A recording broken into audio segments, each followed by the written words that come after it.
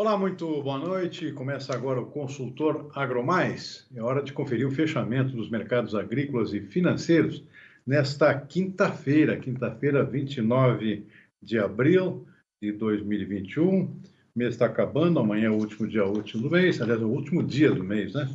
Sábado já é 1º de maio. Feriado, por sinal. Feriado que cai no sábado.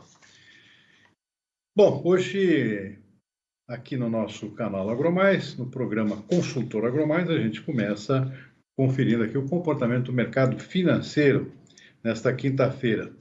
O dólar fechou o dia em queda, 0,5%, mais uma queda aqui da cotação da moeda americana, está se aproximando dos R$ 5 aqui, 5,34 hoje, com essa nova queda. Mercado bem mais calmo, mais acomodado em relação ao que a gente viu no início do mês, né? Quando havia muita oscilação para cima.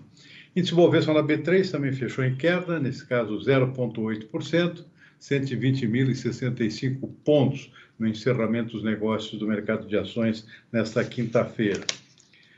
Lá fora, índice Dow Jones na Bolsa Nova York fechou o dia em alta, 0,7%. Preços do petróleo em alta novamente nesta quinta-feira, 1,5% na Bolsa de Nova York, o petróleo tipo WTI, 1,7% na Bolsa de Londres, o tipo Brent, que é referência para o mercado internacional, inclusive para o nosso petróleo aqui da Petrobras. Preços aí oscilando uma faixa de 64 até 67 dólares pelo barril, quase se aproximando de 68 aqui, no caso do petróleo tipo Brent, que é normalmente o mais caro. Mercado do ouro fechou em queda, 0,1%, 1.772 dólares a onça Troy.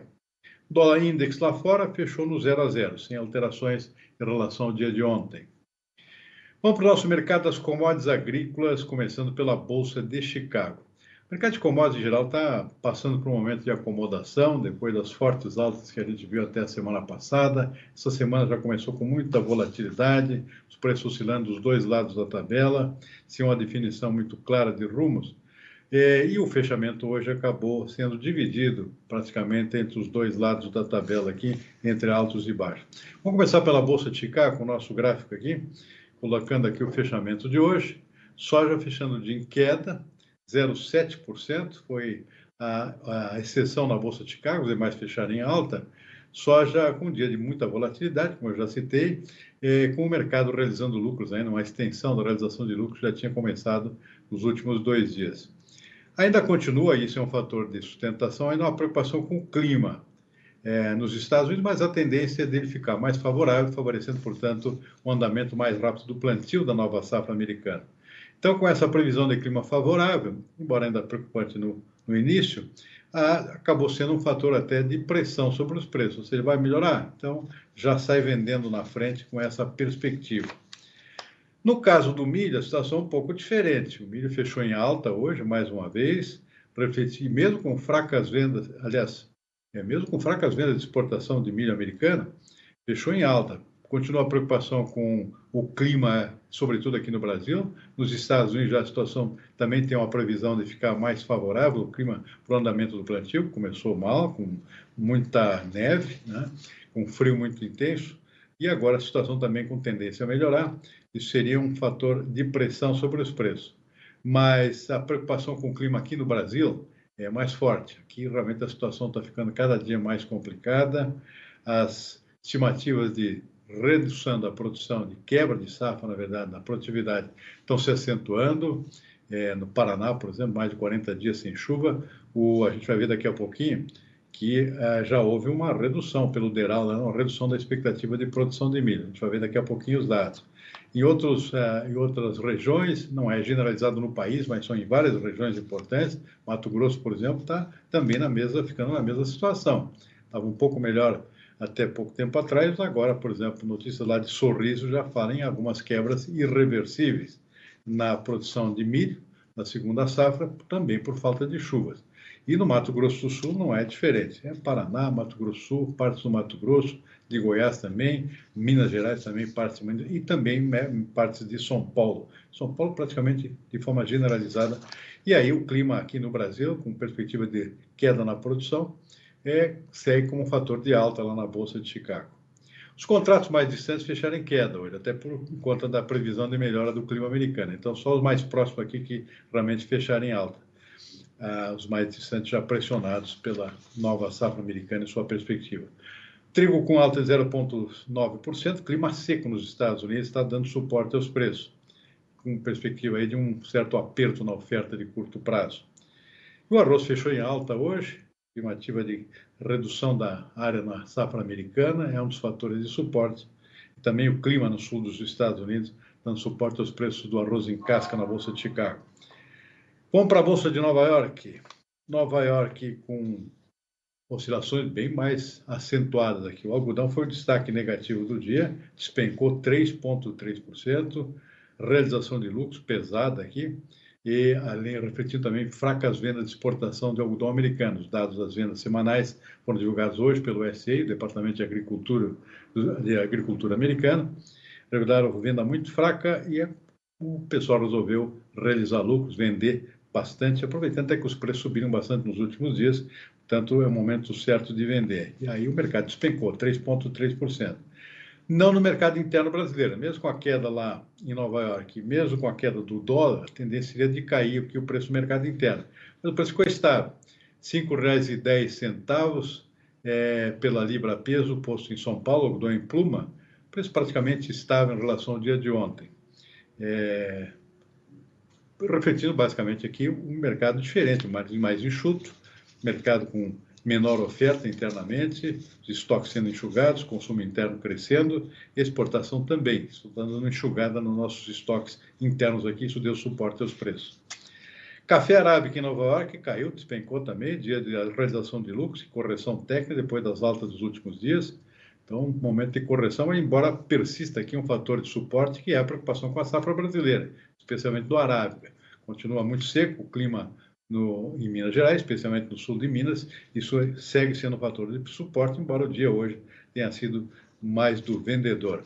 O robusto em Londres também caiu, que é referência para o nosso Conilon, 1,1% acompanhando Nova York.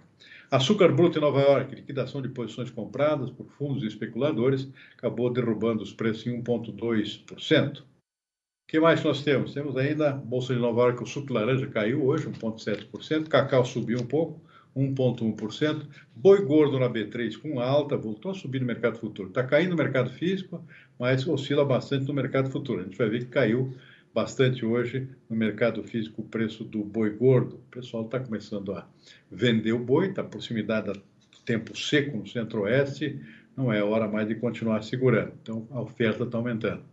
E o dólar, como a gente já viu, fechou em queda de 0,5%.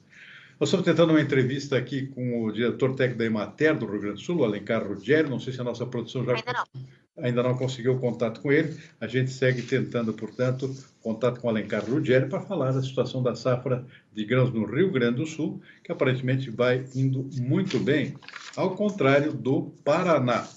O Departamento de Economia Rural do Paraná divulgou hoje à tarde uma revisão de suas expectativas de produção da safra paranaense de grãos. E o cenário não é muito bom, não. Até em função dessa situação que eu acabei de citar, lá com mais de 40 dias sem chuvas, está afetando muito diretamente a segunda safra, a antiga safrinha de milho, que é a safra principal do Paraná, assim como do país todo. A nova estimativa do DERAL, e tem gente que vai dizer que ainda é otimista, 12,2 milhões de toneladas para a segunda safra. Menos 1.200.000 toneladas. Já tem uma redução em relação à perspectiva que se tinha aqui na estimativa anterior do DERAL, que era de 13,4 milhões de toneladas. Então, 1.200.000 a menos. Embora ainda, dentro dessa expectativa, caso se confirme, ainda é uma safra um pouco maior que a do ano passado, em 3%, segundo o DERAL. Mas, não sei não. A safra está complicada, não tem muita previsão de chuva, possivelmente vai ter que sofrer outra revisão para baixo, infelizmente, essa estimativa aqui do DERAL do Paraná. Para a soja, o DERAL também reduziu sua estimativa de 20,1 milhões para 19,8 milhões de toneladas, ou seja, cai abaixo dos 20. Uma queda de 5%, nesse caso aqui, uma queda, inclusive, de 5% em relação à safra passada. Ou seja, a soja aqui realmente caindo bastante em função de ter sido prejudicada. A colheita está terminada agora, mas uma safra que foi prejudicada anteriormente por problemas climáticos também. Para o trigo, o DERAL está prevendo um aumento da área de 3%, uma recuperação da produtividade, se o clima ajudar. Com isso, o estado do Paraná poderá, que é o principal produtor de trigo, poderá ter uma produção de 3.800.000 toneladas, segundo as projeções iniciais. O plantio está recém começando. Isso significaria um aumento de 22% sobre a safra do ano passado, que ficou um pouco prejudicada pelo clima desfavorável. O Brasil está precisando de uma boa safra de trigo, então uma boa notícia essa aí. E previsão também no Rio Grande do Sul, como tem um grande aumento da área de plantio de trigo. O que mais? Bom, falando do Rio Grande do Sul, ainda não conseguimos o contato com o Alencar Ruggeri, mas eu tenho os dados aqui que a Embrater já antecipou sobre a situação da safra no Rio Grande do Sul. Não de produção, porque não tem dados atualizados, mas da situação, por exemplo, da colheita da soja. 80% já colhidos até o momento. Ainda é o estado que está um pouco mais atrasado em relação aos demais, onde tudo já está terminando, porque atrasou o plantio também. Então, a situação da safra gaúcha continua bem, a safra de soja.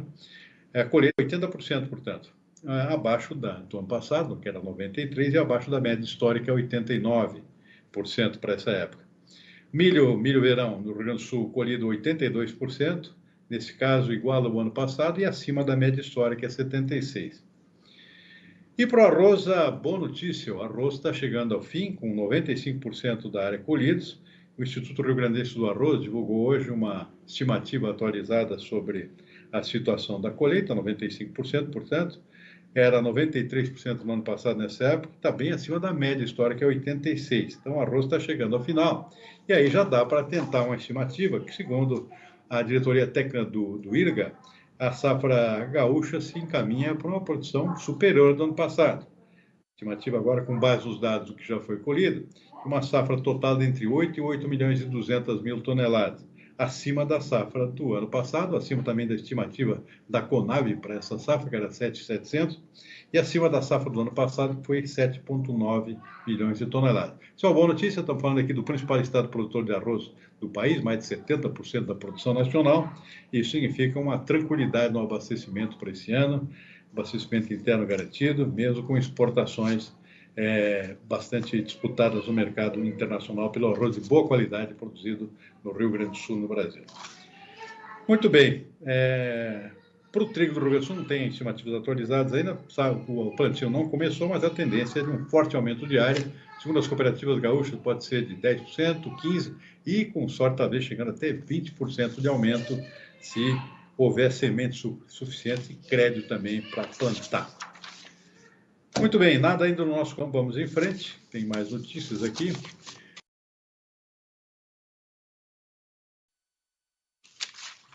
Muito bem, vamos dar uma conferida no nosso mercado físico. Tivemos um problema aqui técnico, aqui, não conseguimos o contato com o Alencar Ruggeri, que é diretor técnico da Emater, mas de qualquer forma antecipei aqui uns dados básicos aqui sobre o andamento da safra gaúcha, que está indo muito bem até agora. Alencar Ruggeri não pôde nos atender por um problema técnico do Skype aqui. A gente tenta um outro dia um contato com ele. Mercado físico, olha, soja aqui, o fechamento hoje foi em queda. Acompanhou o mercado internacional, o dólar também não ajudou, né? O câmbio caiu. Preço do mercado interno, Porto Rio Grande aqui 177, queda de R$2 em relação a ontem. Hoje em Paranaguá 176, menos 2,50. No interior, em Passo Fundo, Rio Grande do Sul, preço com queda aqui de R$1. Cascavel, no Paraná, 170, menos R$2. Rondonópolis, Mato Grosso, 171, menos R$2. Rio Verde, em Goiás, caiu R$4 para 166, 166. E Dourado, sul do Mato Grosso Sul, os preços da soja no mercado físico disponível, 163, 163, menos R$2. Praticamente tudo em queda, portanto, refletindo o mercado internacional e câmbio.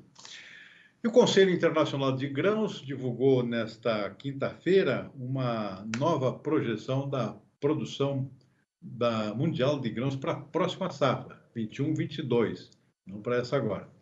E apontando aqui um cenário otimista, um aumento praticamente generalizado aqui. Olha aqui alguns dados aqui. Para a soja, próxima safra, 383 milhões de toneladas, 21 milhões a mais. Tá, isso está na expectativa de crescimento da produção americana, que está sendo plantada agora, e crescimento esperado também na produção brasileira para a próxima safra, que também deve crescer, pelo menos em área. A expectativa é que o clima ajude e permita também uma produção maior. A tendência é essa, o produtor está animado com os preços, então um crescimento de 21 milhões para a próxima safra, 2022. Milho, 1 bilhão 192 milhões de toneladas, 52 milhões de toneladas a mais. Mesma tendência, aumento na produção dos Estados Unidos, do Brasil, na Ucrânia e também na Argentina. Trigo, 790 milhões de toneladas, um aumento de 16 milhões em relação à atual safra. E, por fim, o arroz aqui, com um aumento aí menor de 5 milhões de toneladas para 509 milhões em termos globais, safra próxima, 2021, 2022, inclusive com a perspectiva de crescimento também aqui no Brasil. Aqui no Brasil, a tendência é de um crescimento praticamente generalizado. Muito bem, vamos em frente. Uma notícia nova e boa aqui, o anúncio pelo Ministério da Infraestrutura do leilão da rodovia que liga o Tocantins a Goiás. Rodovia nova, leilão promovido hoje pela ANTT, Associação Nacional dos Transportadores do Transporte Terrestre, vai ligar 850 quilômetros, 850 e 700, entre a Aliança do Tocantins e Anápolis, em Goiás. Foi arrematado pela Eco-Rodovias por 320 milhões de reais. Vamos ver a notícia. O trecho compreende 850,7 quilômetros de extensão entre a Aliança do Tocantins e Anápolis, Goiás. O consórcio da Eco-Rodovias, vencedor do leilão, será responsável pela infraestrutura, recuperação, conservação, operação, implantação de melhorias e ampliação de capacidade das rodovias. O projeto prevê investimentos de 7,8 bilhões de reais na duplicação e construção de faixas adicionais em alguns trechos da rodovia. Outros 6,2 bilhões de reais devem ser investidos ao longo dos 35 anos de concessão na prestação de serviços aos usuários. Muito bem, nós vamos ficando por aqui com o nosso consultório AgroMais dessa quinta-feira. Uma boa noite e até amanhã.